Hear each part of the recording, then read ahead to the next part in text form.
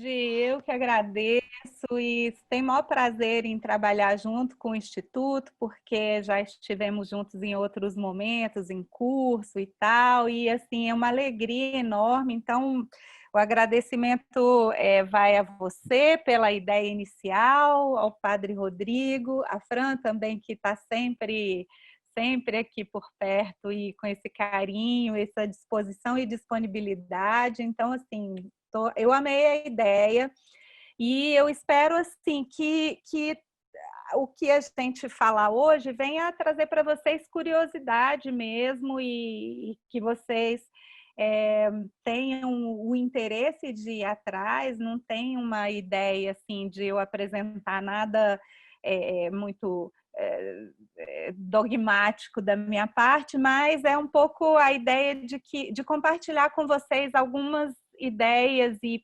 pensamentos e reflexões que eu venho fazendo e estudos também, porque eu decidi estudar essa área da manipulação da linguagem na perspectiva do Alfonso López Quintas, e a gente vai trabalhar isso.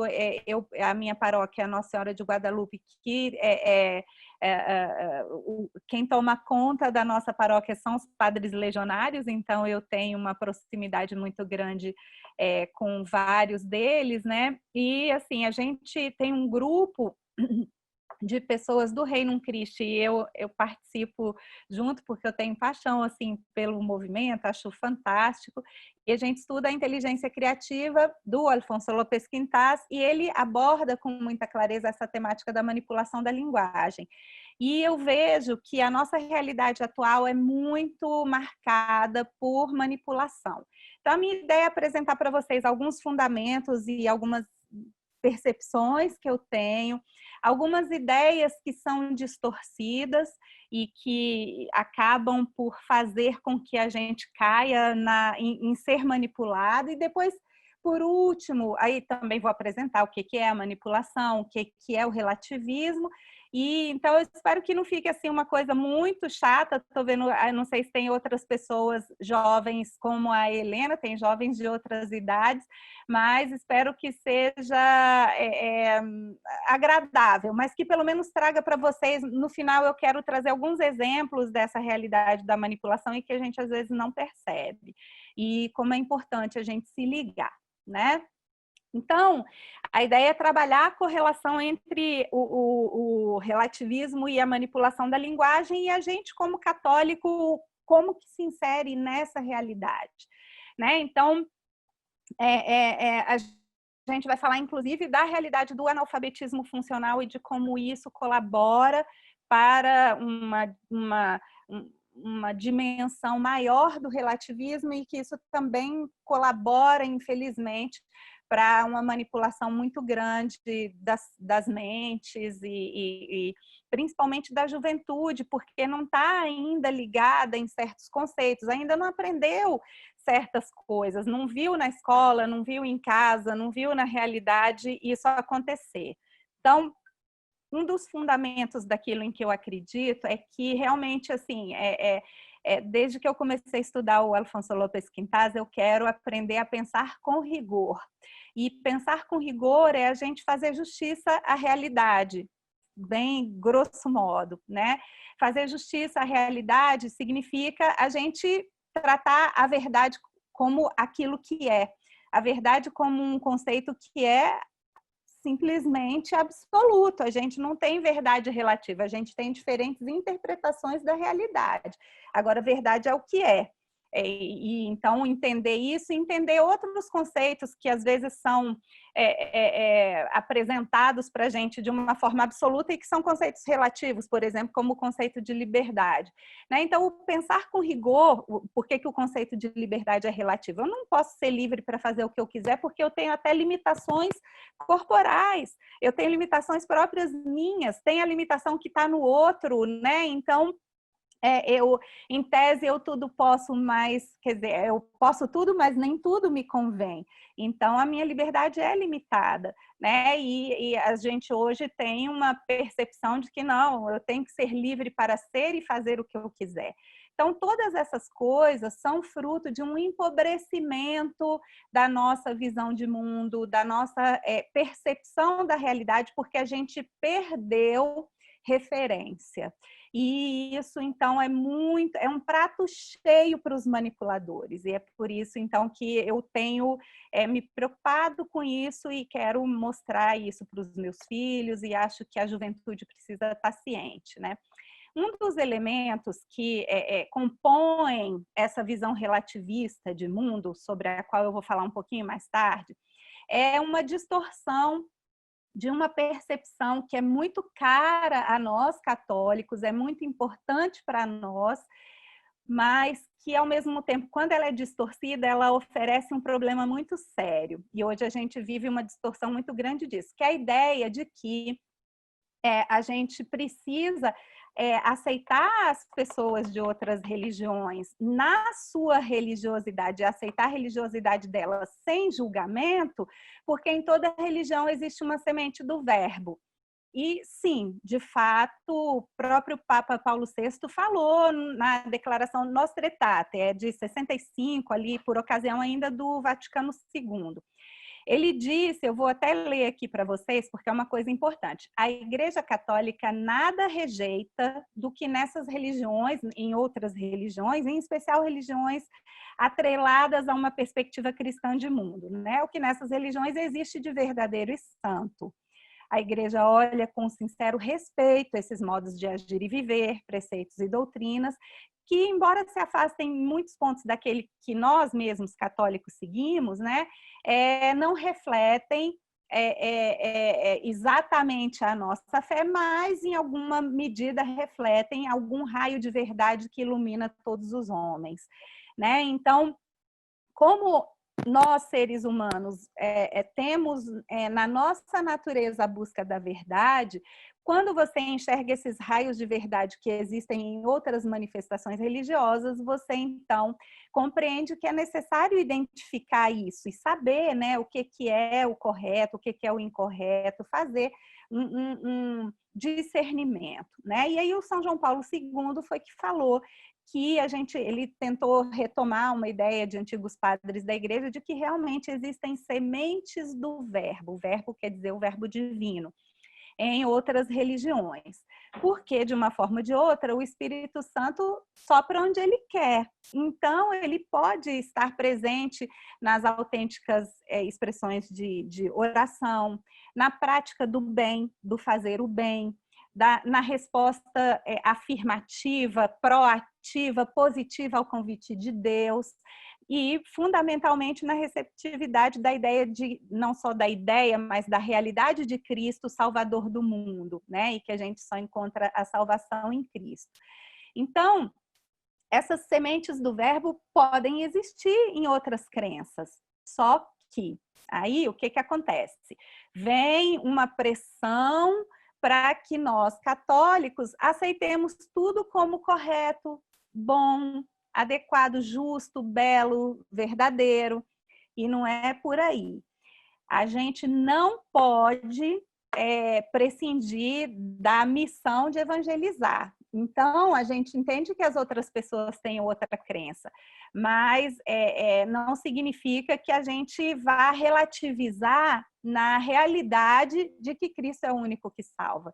Jesus veio para todos. Então, se a gente, inclusive, entende que, não, deixa essa pessoa assim, vamos considerar que está certo o que ela faz, é diferente de mim, mas tem alguma semente do verbo. Mas eu não estou apresentando Cristo para ela, eu estou deixando de evangelizar, eu estou sendo omisso e eu estou deixando de amar, né? Então, o verbo de Deus é único, mas ele pode se manifestar de formas diferentes, em diferentes tradições e tudo, só que a gente não pode perder de vista a necessidade de nós, como batizados, evangelizarmos, né? Então, é nossa obrigação evangelizar.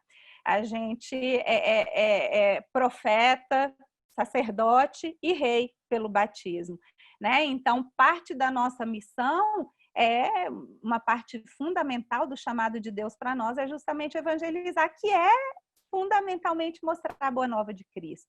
Então, eu posso até reconhecer e respeitar a pessoa do jeito que ela é, mas eu não posso achar que eu tenho que considerar que está tudo certo, maravilhoso e fantástico, nesse caminho que não vai levar a pessoa para a própria salvação. Então, eu conheço uma pessoa que vive em pecado permanente por escolha dela. Eu vou falar, não, tá tudo bem, ela é uma pessoa legal, ela faz caridade, ela dá dinheiro para os pobres, então quem sou eu para julgar? Né? Então, não é assim. E esse é um outro ponto em que existe muita confusão. A ideia é não julgueis para não ser julgados. Quem sou eu para julgar? Né? É óbvio, é claro, é evidente que Deus nos deu a razão, né? Nós recebemos a razão na própria Constituição nossa, Deus nos deu a razão. Para a gente usar a inteligência para poder discernir o que é certo e o que é errado. Essa ideia de não julgar é para a gente não julgar a alma da outra pessoa. Isso quem faz é Deus, de fato. Eu não sei, aquela pessoa ali está cometendo um pecado horrível. Então, eu tenho que saber e eu tenho que afirmar categoricamente que aquilo é um pecado.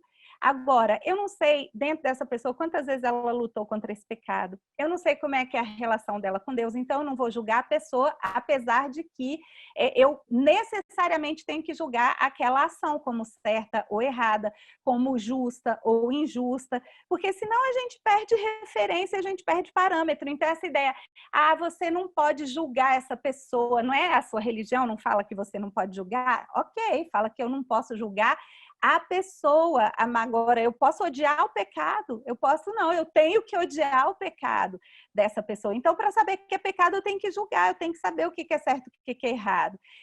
Se não fosse assim, que critério moral que a gente ia ter para educar os filhos da gente? Se tudo é aceitável, porque eu não posso julgar? Então, a gente tem que ter ciência plena de que, como católicos, nós precisamos julgar a realidade a partir de valores. Esses valores vão em todas as circunstâncias, eles vão para Cristo, porque Cristo é a verdade em plenitude, Cristo é a beleza em plenitude, Cristo é o bem em plenitude, né? O bom, belo, justo, verdadeiro, ele é a justiça em plenitude. Então, todos esses valores que nós temos estão inscritos na nossa natureza, isso porque nós fomos feitos à imagem e semelhança de Deus. Então, a gente tem que usar esses critérios para julgar o que é certo e o que é errado, a discernir o que é certo e o que é errado. Então, a gente tem que parar de aceitar essa ideia de que não posso julgar as atitudes da pessoa. Não, você pode sim e deve, porque senão você perde toda a referência e você perde completamente a capacidade de ensinar para os outros o que é certo e o que é errado.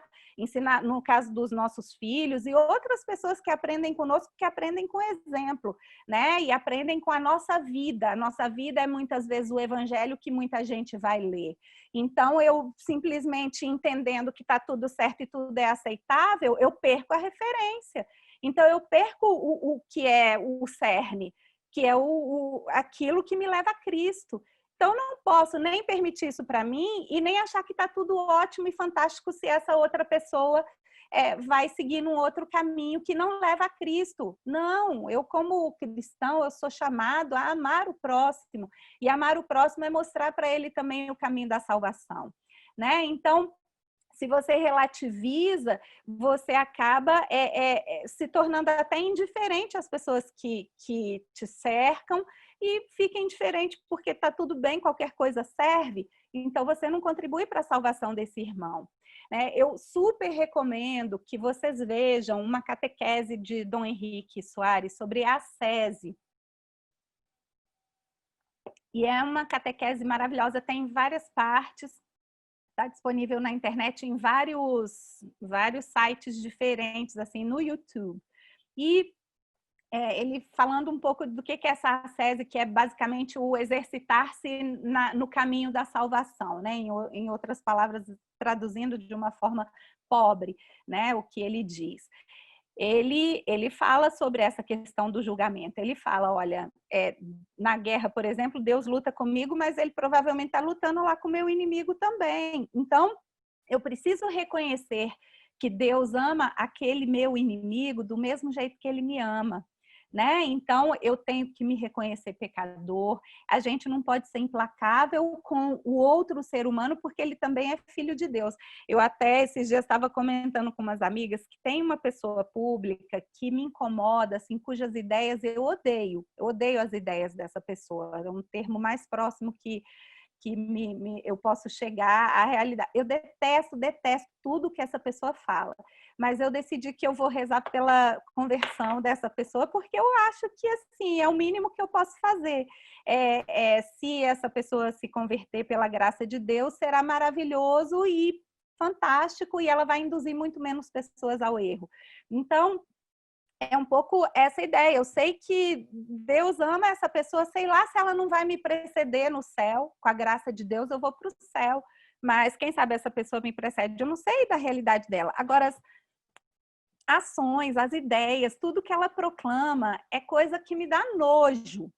Então eu falei, bom, eu só rezando por ela, né? Porque isso me faz também realizar o que Deus quer do amor ao próximo, né? Então, se a gente olha para a gente só humanamente falando, a gente só encontra podridão. Se a gente olha para o outro humanamente, só encontra podridão. Agora, se a gente coloca Cristo no centro, então a gente se ama um pouco mais, ou muito mais se a gente coloca Cristo verdadeiramente no centro, a gente ama o fato de ser filho de Deus, de ter sido feito à imagem e semelhança dele, e a gente ama o próximo. Então, essa ideia do julgamento, ela é completamente diferente, ela está completamente distorcida nas interpretações que fazem daquilo que eles acham que a nossa religião é, daquilo que as pessoas acham que o catolicismo indica, né? Então, a gente precisa se conhecer, mas colocando Cristo no centro.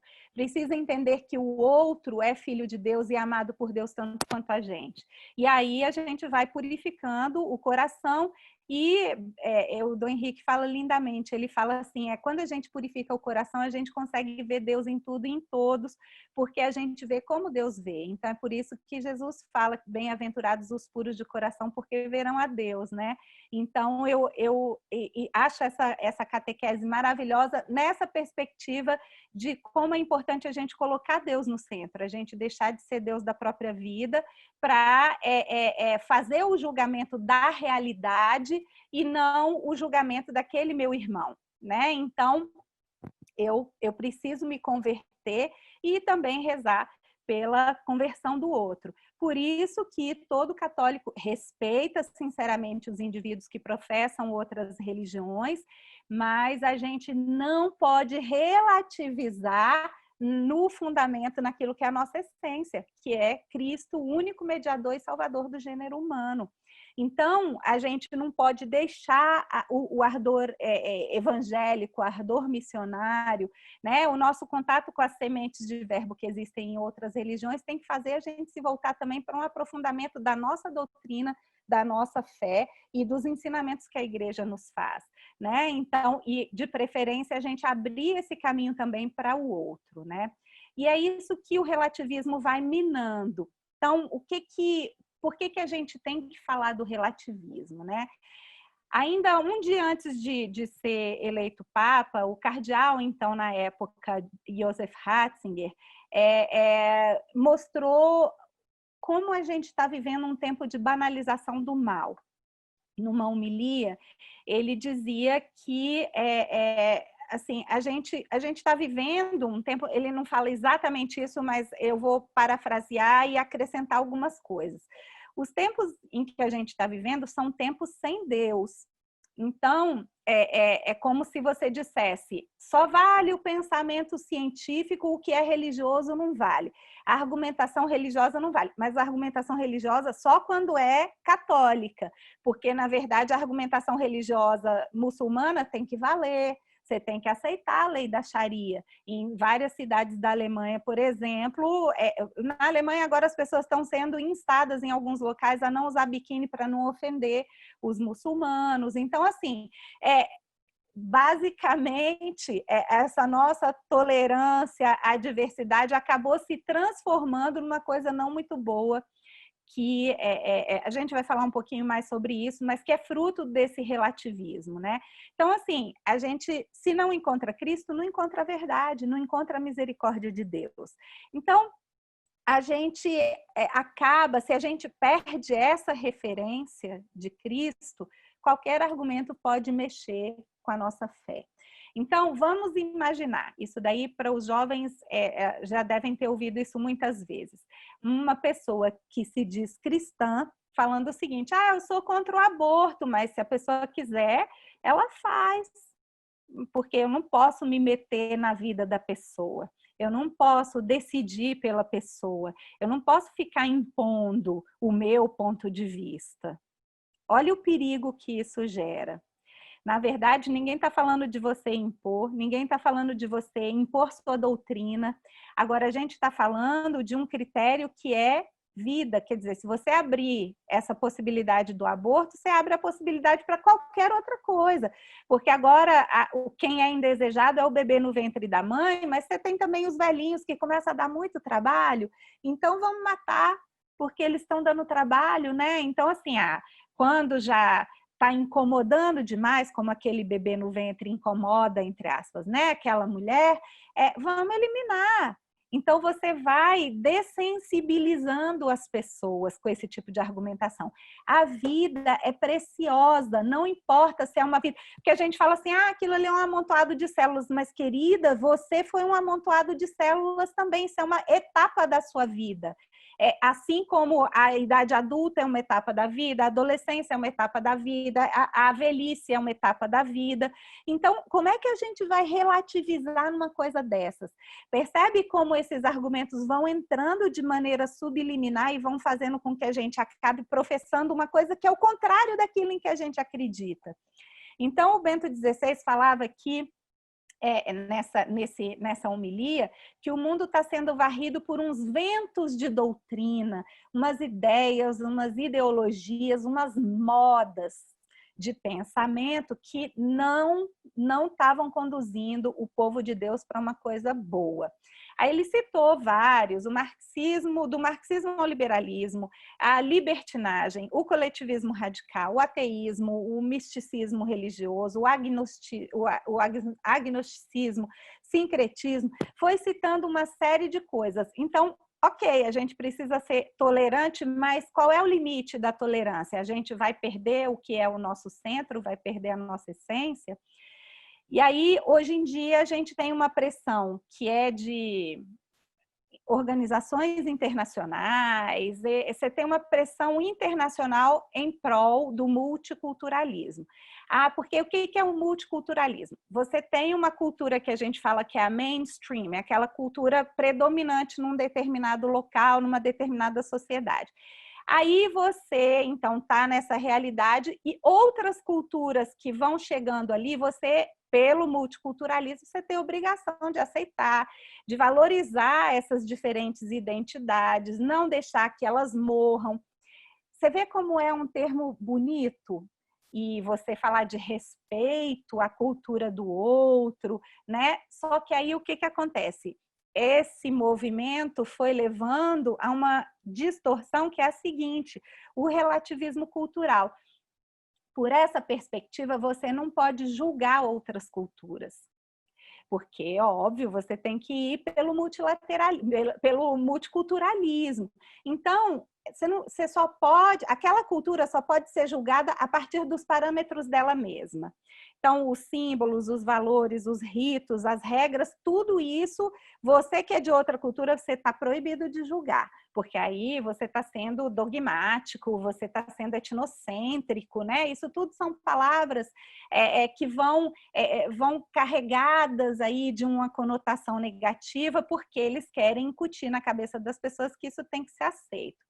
Só que acontece que quando você tem esse tipo de postura, você começa a ter que aceitar tudo como bom, correto, justo, bonito, verdadeiro. Vamos citar um exemplo aqui. Alguém já ouviu falar aqui de culturas em que eles fazem uma mutilação genital nas meninas. E isso é cultural. A menina, a partir de uma certa idade, ela tem cortada uma parte da genitália. Isso faz parte de algumas culturas e tal. E na cabeça de quem que pense na dignidade humana, não precisa ser católico, isso é uma coisa correta? Não pode ser. A gente precisa ter parâmetro. Nós, católicos, temos o parâmetro da dignidade humana, temos o parâmetro do amor ao próximo, temos o parâmetro da justiça, e a gente não pode aceitar. Então, não é porque é outra cultura que eu não vou poder julgar esse traço específico como uma coisa errada. Então, o relativismo faz com que a gente fique que nem aquela biruta, né? Assim, vem um vento para cá, leva a gente para cá, vem outro vento, leva a gente para lá. E aí fica parecendo que não tem nada definitivo, que a última medida das coisas é sempre eu, porque eu vou decidir, né? Então, de acordo com as minhas vontades. Só que nós, católicos, temos a medida de tudo em Cristo, de todo bem, de toda beleza, de toda verdade, de toda justiça. Ele é o verdadeiro homem quando a gente fala de humanismo. E quando a gente fala de transcendência, ele é verdadeiro Deus. Então, Cristo é a medida de tudo para a gente. Se a gente tira Cristo do centro, a gente está perdendo a essência, né? E a nossa civilização, que a gente chama de civilização ocidental, ela é toda baseada nessa realidade de uma cultura que vem da fundamentação judaico-cristã, que a gente fala, né? É da cristandade mesmo, foi a Igreja Católica, na verdade, que construiu a civilização ocidental. E aí a gente sempre recomenda que se leia o livro do Thomas Woods Jr., né? Como a Igreja Católica construiu a civilização ocidental. E a gente é baseado também na filosofia grega, no direito romano, tudo isso, esse composto todo gerou o que a gente hoje conhece como civilização ocidental. E a gente, na civilização ocidental, também é chamado à diversidade, à tolerância, mas sem perder o cerne.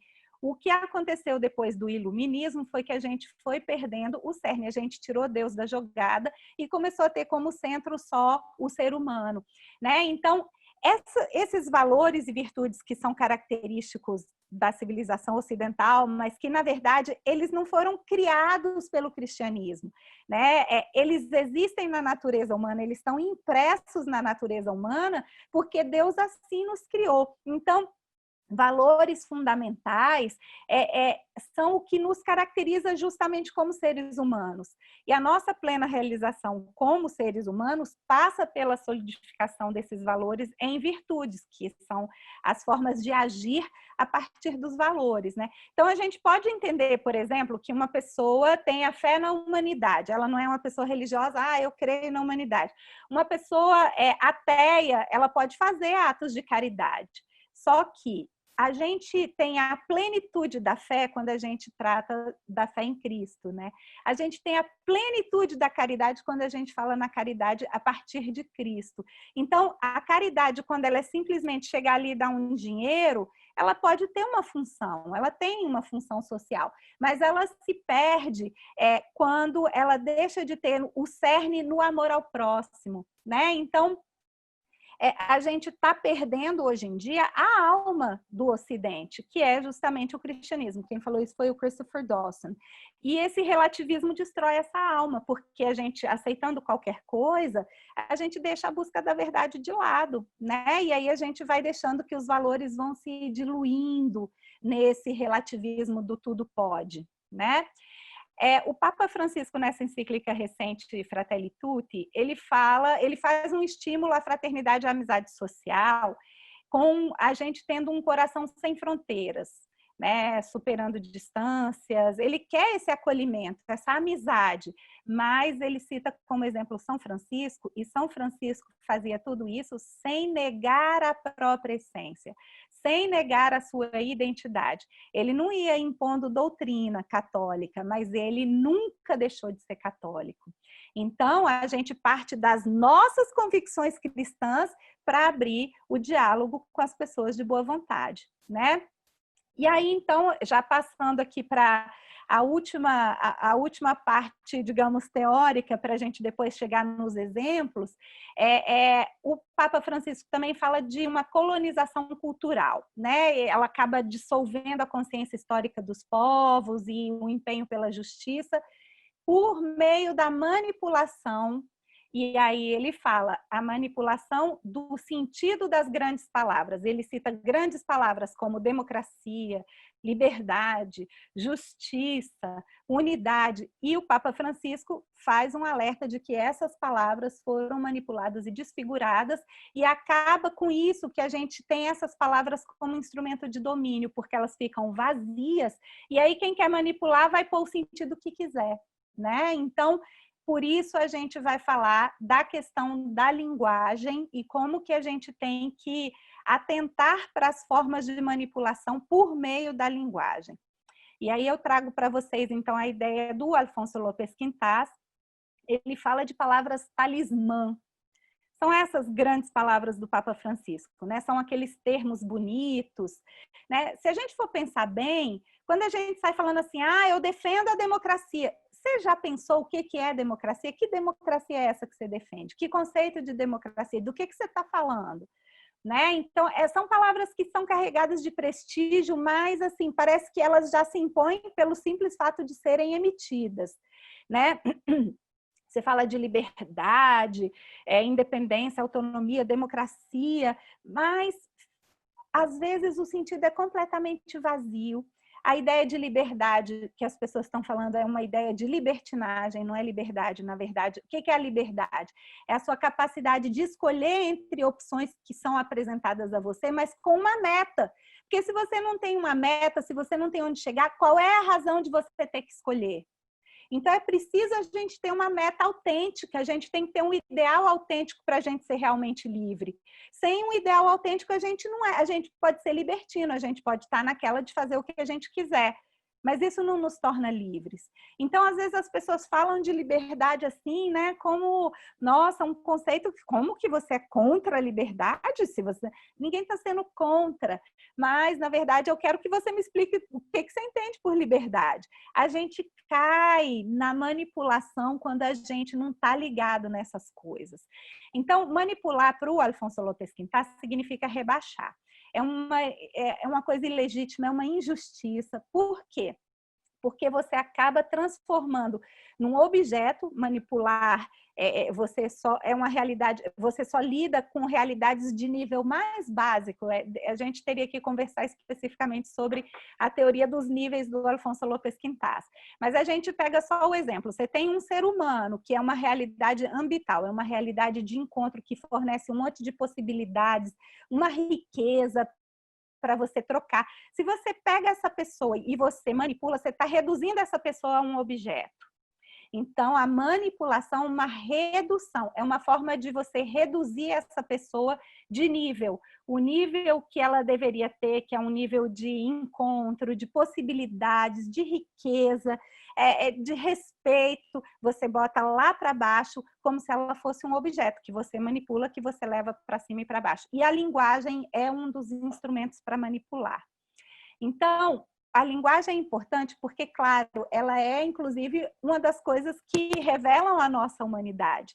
Eu posso ter diferentes narrativas sobre diferentes realidades e, então, a linguagem é justamente aquilo que me permite ser justo com a realidade ou ser falso, fugir a essa realidade, né? Expressar de forma adequada ou inadequada a realidade. Então, a linguagem serve para a gente se comunicar. Mas a linguagem autêntica mesmo é aquela que permite o encontro. Então, uma das capacidades principais da linguagem é criar vínculos, é servir de veículo para um relacionamento fecundo entre as pessoas. Se você usa a linguagem para destruir, você está fazendo um uso inadequado da linguagem. E se você usa a linguagem para manipular, você está reduzindo a linguagem a um mero meio de comunicação, não a uma forma de propiciar o encontro, né?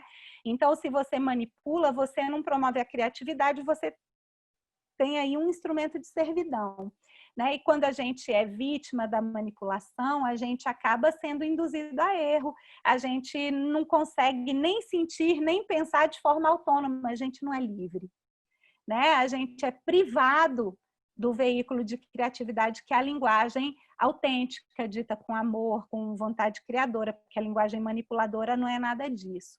A linguagem, quando ela é autêntica, ela é fonte de sentido.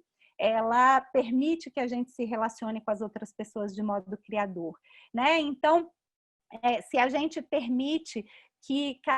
Isso daí é um alerta que a gente precisa fazer.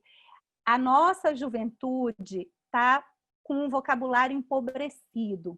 A nossa juventude hoje, basicamente, lê o que está nas mídias sociais. É claro que um ou outro vai ter boas leituras, vai ler os clássicos, vai ter bons referenciais, boas referências sobre a realidade. Mas a grande maioria não. A gente tem uma linguagem empobrecida, as pessoas não são capazes de fazer justiça à realidade, elas não são capazes de descrever a realidade que elas estão vendo, né? E isso porque esse empobrecimento da linguagem permite, inclusive, que a gente seja manipulado a achar que a realidade é aquilo ali que o fulano que aparece, que é uma celebridade, está dizendo que é.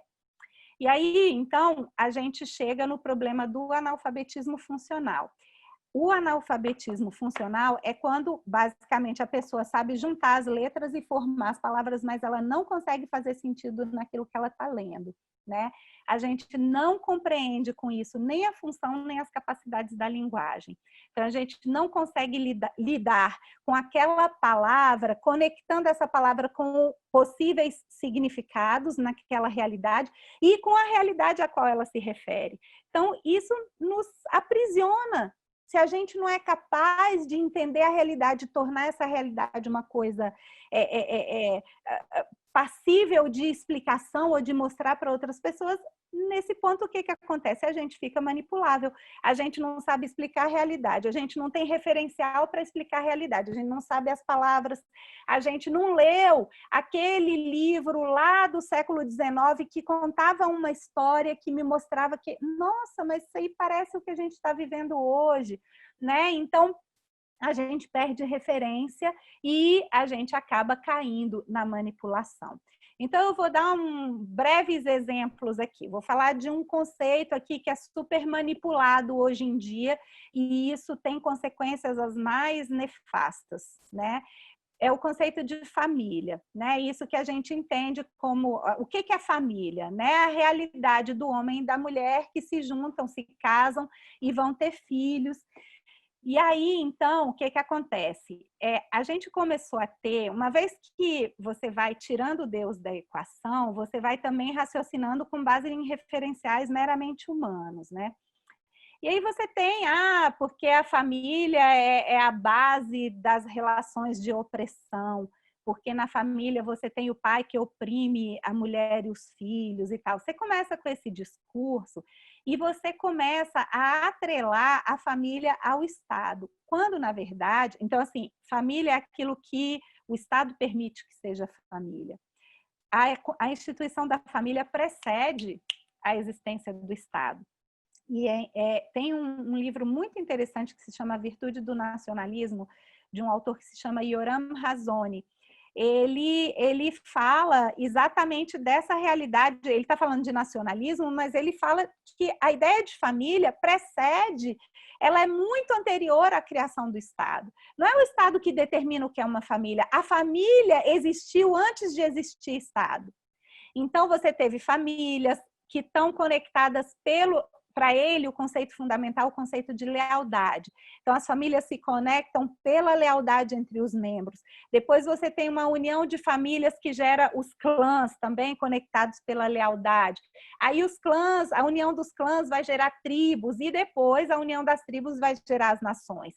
Então, a ideia de nacionalidade, por exemplo, ela não tem uma ligação para esse autor, e eu acho uma visão muito lúcida. Ela não tem ligação com a ideia de Estado, né? Porque assim, você vai ter nacionalidade quando você tem um Estado-nação. Não, o sentimento, a vocação para a nacionalidade, a virtude do nacionalismo precede, existiu antes da existência do Estado-nação. O Estado-nação, como a gente conhece, veio a partir do Stato italiano, nos 1500, 1400. É uma construção. E esse Estado que a gente conhece como esse Estado westfaliano, né? O Estado-nação e tal, isso daí é criação posterior. Westfália, 1648, estabeleceu estados independentes, etc., na Europa. Então, o conceito de família não é o Estado que vai determinar o que é família. Então, quando eles vêm pressionando, porque aí, quando você consegue incutir na cabeça das pessoas, olha a manipulação, que família, para existir, precisa do aval do Estado, né? Então, aí você começa a dizer que o Estado agora vai determinar o que é família. Então, família é qualquer coisa, qualquer junção de pessoas que resolvam dar o nome de família. E não é. E não é. A gente não pode aceitar esse tipo de visão. A gente precisa respeitar certos arranjos familiares. É claro que existem realidades diferentes. Por exemplo, você tem família que não é de pai, mãe e filhos, mas ela foi constituída inicialmente com pai, mãe e filhos e depois um cônjuge morreu. Cada realidade é uma coisa. Agora, a gente não pode aceitar que família é a pessoa se casar com seu cachorro, como já existe em alguns lugares. Então, a gente vai chegando nessa relativização do conceito de família, a gente vai chegando nos absurdos que a gente vê, né? É como se... Aí eles começam a falar, essas pessoas têm direito a ter uma família também, né? Então, família é uma questão de direito ou ela é uma questão inerente à própria humanidade? Né? A gente sabe, a gente estuda, a gente lê a Bíblia, a gente sabe que a existência de família não foi vinculada desde o início à existência do Estado. Eles conseguiram manipular as coisas para chegar nesse ponto. Nós, católicos, temos que ter ciência disso. E essa questão de direito também. Tem um livro super interessante do Bruno Garchagen que se chama Direitos Máximos, Deveres Mínimos. E ele apresenta uma visão muito interessante da diferença entre direitos e privilégios. Então, ele diz o seguinte, direito é aquilo a que todo mundo pode recorrer, todo mundo tem. Direitos é o que todo mundo tem. Agora, privilégios são os que alguns grupos têm. Então, por mais que sejam privilégios válidos, são privilégios. Então, por exemplo, a mulher que tem direito a uma licença maternidade maior do que a do homem, porque é a mulher que vai amamentar. Ok, mas é um privilégio, porque não é todo mundo que tem esse direito, são só as mulheres. Então, ele estabelece essa relação de direitos e privilégios, ele vai mostrando como, no Brasil, por exemplo, a gente tem um festival de privilégios, inclusive com base em absurdos, né? Não tem só os privilégios válidos, né? Então, a gente também precisa ter ciência do que é direito, do que é realmente um direito. Porque aí as pessoas vêm falando, por exemplo, de direitos humanos.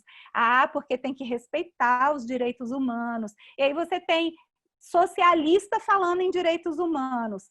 Não tem nada mais absurdo do que um socialista falar de direitos humanos, porque os socialistas foram as pessoas que mais afrontaram os direitos humanos, a dignidade humana, na face da terra, historicamente falando.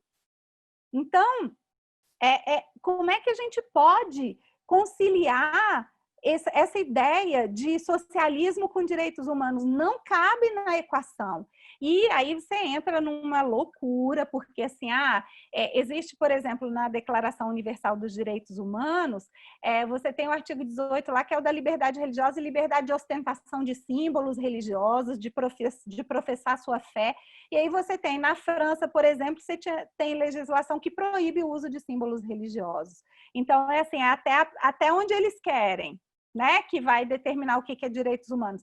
Então, ficam essas coisas fluidas, sem qualquer tipo de rigidez conceitual até, né? Assim, se você falar de gênero toda a teoria de gênero é baseada numa falsidade, num estudo fraudulento, que nem estudo foi, de um horroroso chamado John Money, que ele quis trazer a ideia de que sexo e gênero são dissociados. Ele fez uma loucura totalmente fraudulenta, inventou que sexo é diferente é dissociado, é separado de gênero, mas que ele poderia criar um menino que teve a sua genitália mutilada, poderia criar como menina, porque o sexo não ia ser importante. Foi o menino entrar na adolescência, ele achava que era menina, mas lutou contra isso a vida inteira, entrou na adolescência com todo o desenvolvimento hormonal que ele teve, ele percebeu que ele não estava vivendo do jeito de acordo com aquela realidade. E aí, aos 14 anos, é que ele foi saber que ele era fruto, ele era um experimento. E aí, claro que deu tudo errado, tudo errado. E aí eles pegaram esse experimento, que esse John Money só apresentou uma partezinha para a humanidade, esse experimento fraudulento, e começaram a impor, a lançar a ideia de que sexo e gênero são completamente dissociáveis. Eles são distintos, mas eles não são dissociáveis. A natureza humana, a gente já nasce com características, eu nasci com características de mulher, o menino nasce com características de homem desde o nascimento, não é influência cultural. E aí você vem com esse pessoal falando que gênero é uma questão cultural e você não existe gênero, você é o que você quiser. Mas aí, então, como é que vai falar de feminismo e defesa de direito das mulheres? Se não existe gênero, por que você vai defender direito de mulher se não tem feminino e masculino? Então, assim, gente, são umas loucuras, mas umas loucuras que, infelizmente, a gente está sujeito a elas, né? E aí, só para deixar aqui de dica para vocês, eu não sei se todos já viram o docudrama, né? Um documentário com um pouco de ficção, O Dilema das Redes, passa no Netflix. Eu recomendo que todos vejam, para vocês terem uma ideia do grau em que a gente é manipulado pelos algoritmos que são fabricados por 50 pessoas no Silicon Valley. Eu acho que não dá para a gente deixar de ver. Eu fiz questão de ver com a minha família, meu marido e meus filhos. A gente sentou, eu já tinha visto o documentário, eu falei, é obrigatório que a gente veja junto, porque a gente vai parar parte a parte para a gente discutir isso aqui. Você está vendo isso aqui? Você está vendo essa realidade? Você está vendo que são as pessoas que fizeram os algoritmos, chegaram à conclusão de que elas criaram um monstro. Então, é esse tipo de manipulação que está acontecendo, não é só essa manipulação nos meios de comunicação, na academia, na escola, mas hoje, cada vez mais, uma manipulação veiculada nas mídias sociais. Então, a juventude tem que estar muito atenta. Nós, adultos, temos que estar atentos, porque a gente vai se fragmentando, se atomizando, e o destino final disso é a luta de todos contra todos. Se não for feita alguma coisa, se a gente não colocar Deus no centro, se a gente não colocar Deus de volta nas relações sociais, políticas, existe uma tendência muito triste nesse processo. Mas a gente que é católico tem fé e tem esperança. Então, a gente pode tentar fazer alguma coisa. Eu falei bem corridinho e tudo, mas é só para dar um taste, assim, né? Só para dar algumas ideias de outras conversas que a gente pode ter. Mas eu não sei se a gente teria um tempinho para algum comentário ou se a gente já daqui a pouco tem que encerrar. Me fala aí. Oi, Tânia. Ai, que bom se a gente tivesse, né? Delícia te ouvir, muito bom, deu um gostinho, né? Então a gente vai. Nossa, a gente fica pensando tanta coisa. Deixa eu te perguntar uma coisa, Tânia. Dá para eu pensar que se houver uma bagunça emocional nas pessoas, se houver um caos, né?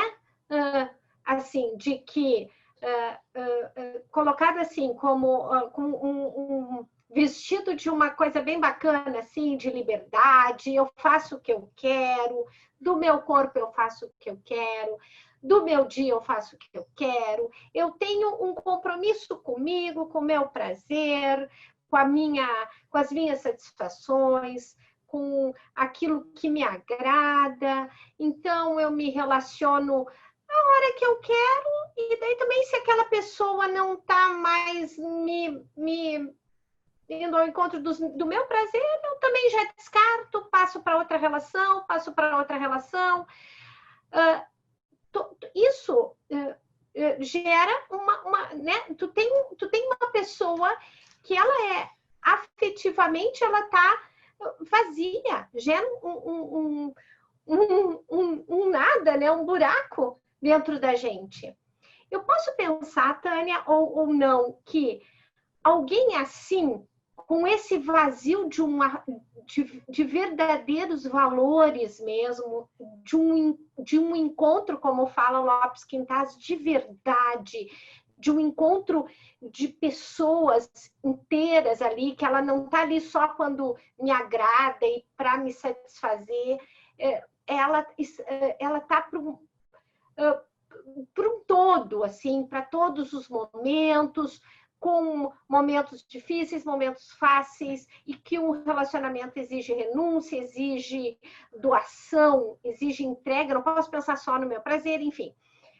Se eu não tiver isso, se eu abrir mão disso, gera um vazio em mim, e que daí eu estou muito mais suscetível a ser um produto, a ser visto de fora como e vou vender mais, quer dizer,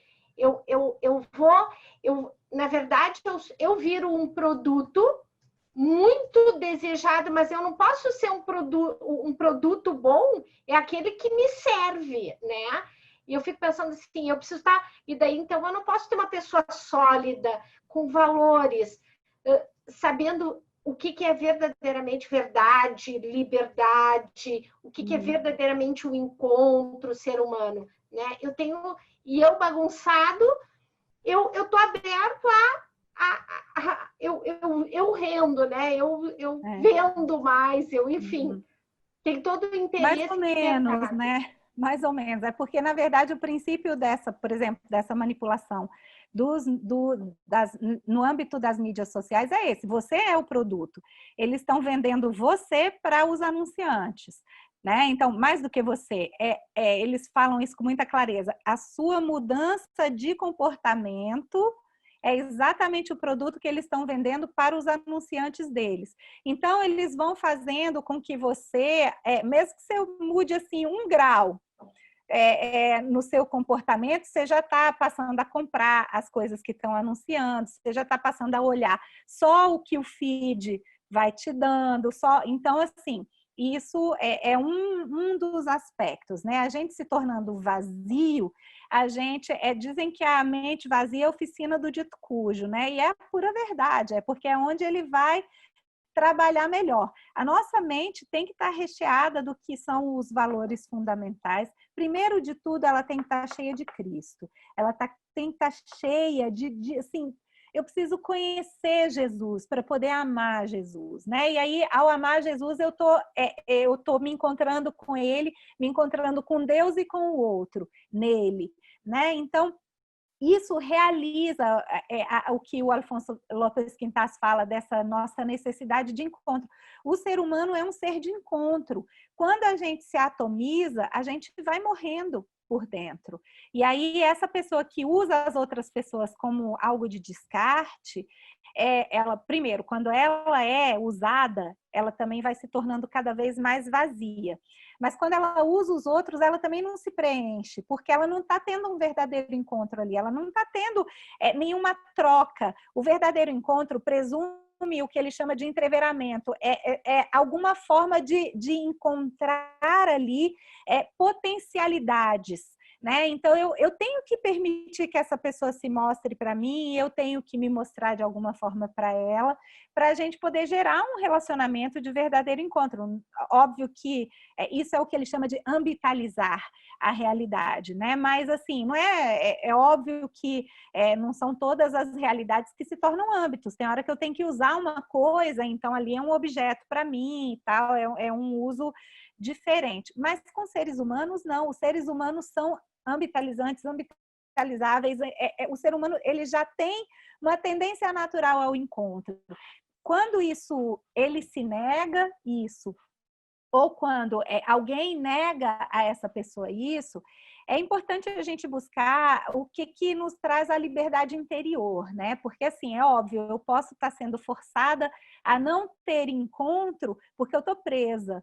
Eu fui, alguém me levou para a cadeia por eu ser católica, como acontece em vários países. Então, a gente precisa buscar aquilo que o Viktor Frankl fala que é o sentido, né? E o sentido, você vai poder ter um encontro com Deus, por exemplo, estando numa cela. Isso não é o problema. Então, o que importa é que a gente nunca esteja vazio. E esse mundo em que a gente vive, ele vai esvaziando a gente, porque ele é um mundo imanente, ele é um mundo materialista, ele é um mundo em que as pessoas valorizam ter coisas, em que as pessoas... E aí, quando você não tem aquilo que você quer, que você almeja, que você deseja, você começa a se sentir numa frustração que vai te tornando cada vez mais vazio. Então, é por isso que a inteligência espiritual é tão importante, e o Francesco Torralba, né, ele fala muito disso, que é você ser capaz de contemplar, você se abrir para a possibilidade da contemplação de si mesmo, do outro, do irmão, da outra pessoa, de quem você está tendo a possibilidade do encontro, né? Da realidade que te cerca e da transcendência. Então, se você não completa essa realidade de se autoconhecer, de conhecer o outro, permitir esse encontro com o outro, permitir essa contemplação da realidade que te cerca, quanta beleza você vê na criação de Deus, quanta coisa maravilhosa que você pode olhar e você pode contemplar. E não precisa ser católico para isso, né? Você pode contemplar simplesmente admirando a beleza da criação. E se você não se conecta com a transcendência, que é a realidade que é maior do que você e que te precedeu, e que você está incompleto, você vai ficando num vazio que não permite, e esse vazio, ele não é, o nosso vazio só é completo por Deus. Enquanto a gente não perceber isso, a gente vai se atomizando, a gente vai se tornando cada vez mais materialista. E o materialismo que o Torralba combate, ele não é um materialismo só do comunismo, do socialismo, não, o materialismo do consumismo excessivo também. Então, a gente bota a essência das coisas no ter, né? Quando, na verdade, a nossa essência tem que estar no ser, e no ser tendo Cristo como centro, porque aí quando a gente tem Cristo como centro, a gente tem tudo. Então, eu acho que, assim, isso que você apontou é a realidade que a gente está vendo crescer nos dias de hoje. Quantos jovens suicidas? Quantos jovens com um problema gravíssimo de depressão, de síndrome de pânico? Eu sou professora universitária, os jovens que são meus alunos, eles têm em torno de 22, 23 anos, inúmeros, com esse problema problema de saúde mental gravíssimo, automutilação e tudo mais. Mas isso por quê? O mundo deles gira em torno de uma ausência, que é a ausência de Deus, e eles, a dopamina que é oferecida pelos likes, pela interação via mídias sociais, na hora que eles não recebem o número de curtidas que eles queriam do post que eles fizeram, eles morrem por dentro. E aí, pronto. Na hora que eles recebem o primeiro não da pessoa que eles... tô afim dessa pessoa e tal, não sei o quê. Recebeu o primeiro não, morreu por dentro porque não sabe ouvir não. Não tem essa capacidade de lidar com a adversidade, com limites, né? Então, e assim, é a coisa mais triste do mundo a gente ver que eles falam por meio de jargão. Eles são tão vazios de conteúdo que eles só repetem as platitudes e as bobagens, né? E eu vi uma pergunta que a Mônica falou, como é que a gente pode conhecer o sentido verdadeiro dos conceitos, né? Isso aí é uma luta, Mônica, porque realmente, assim, não dá para a gente achar que a gente vai saber de hoje para amanhã, né? A gente tem que estudar, a gente tem que pesquisar e a gente tem que não se contentar com aquilo que é lançado para a gente, né? Então, eu sempre obviamente, quando a gente tem a referência dos grandes santos, né? Tem vários conceitos, várias percepções, várias perspectivas e visões de mundo que a gente encontra na origem lá em Santo Tomás, em Santo Agostinho, em vários dos santos da nossa igreja. Mas é uma luta mesmo, assim, a gente às vezes tem diversidade também conceitual, e às vezes a gente precisa optar por um determinado conceito dentre os vários possíveis, né? Eu acho que é um exercício que a gente tem que fazer. A etimologia talvez seja uma ferramenta, sim, porque aí a gente está evitando as manipulações da linguagem. Mas a gente tem que trabalhar, então, a história do conceito também, né? A Begriffsgeschichte, não é essa a pegada do contextualismo linguístico, mas é relevante a gente trabalhar nessa percepção, porque os conceitos também podem ter alterações em diferentes realidades a partir da vivência daquela sociedade. E é tão importante isso que, às vezes, tem conceitos que existem na língua portuguesa que não existem em outras línguas. Então, o conceito de saudade não existe exatamente do mesmo jeito em outros idiomas. Então, conhecer a origem da palavra, a evolução do conceito, onde é que aquilo ali foi transformado num conceito e numa percepção ideacional, é super importante. Mas a gente precisa ir além disso, né? Ter como referência, claro, a nossa fé e a gente não deixar cair aí em qualquer propostazinha, qualquer manipulaçãozinha que queiram fazer com a gente. No mínimo, sempre duvidar, né? A dúvida Tânia, justa... Oi, pode quem que... Não, eu só queria. Não, eu queria só ali, né? A Kátia colocou para a gente ali, além de te agradecer a tua disponibilidade, né? Ela fala que é mãe de adolescente, uma querida amiga minha, e diz ali, né? Me preocupa muito com a exposição que os jovens estão a tudo isso. Então, que é exatamente essa angústia, né? E essa preocupação de todas nós mães.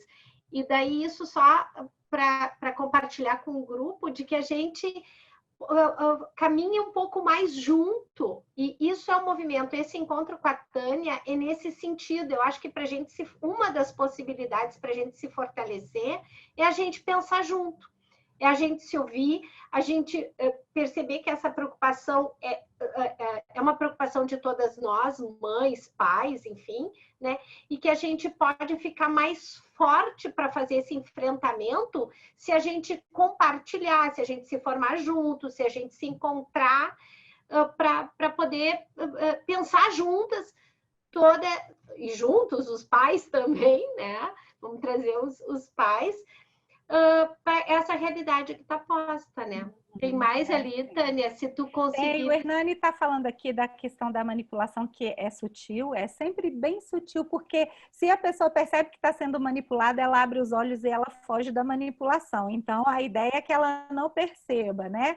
Mas ele falando da tradução. Tem um curso super interessante, Hernani, eu até comecei a fazer justamente porque a gente está trabalhando essa questão da manipulação da linguagem junto com a Mônica e mais um grupo aqui em Brasília, com essa visão do Alfonso Lopes Quintas. Mas tem um curso do Flávio Morgenstern, que é sobre Infowar, é a manipulação da linguagem na política. E ele fala, assim, eu estou vendo os dois cursos ao mesmo tempo, só que tendo que dar prioridade para o do Alfonso Lopes Quintas. Mas ele fala muito, de uma forma muito impactante, assim, de como é importante você conhecer a língua, conhecer o idioma e como que você tem que trabalhar muito adequadamente também essa perspectiva da tradução, porque tem ideias que não são traduzíveis, tem visões de mundo que você não tem como traduzir, nisso, o que que acontece? Você acaba, muitas vezes, como você não tem como traduzir aquela realidade, você acaba manipulando também, porque você leva para o lado mais próximo daquilo que você quer dizer. Então, é um cuidado que é preciso ter. Eu detesto ler livro traduzido, gente. Nossa, é tradutor e traditore, né? Então, assim, é muito complicado para mim. Eu sempre prefiro ler no original, mas eu não sei falar alemão, então eu acabo tendo que, né, procurar boas traduções, sempre dentro das possibilidades. Mas imagina, a minha santa de devoção, eu queria aprender a ler em alemão por causa dela, mas ainda não deu ainda. Estou lendo em inglês, o que dizem que é boa tradução, né? Então, é o que a gente tem que fazer. Existem limitações e a gente talvez nunca, assim, a gente só chegue a ter a verdade plena e absoluta o dia que a gente se encontrar com Cristo, né? Não sei se alguém já viveu essa verdade. Alguns santos já se depararam com essa verdade em vida, mas enquanto isso a gente vai batalhando, vai lutando para pelo menos evitar, né? Que a gente também que os nossos filhos sejam alvo dessa manipulação, nossos filhos, sobrinhos e é isso aí. Eu tenho que agradecer a todo mundo que mandou mensagem aqui.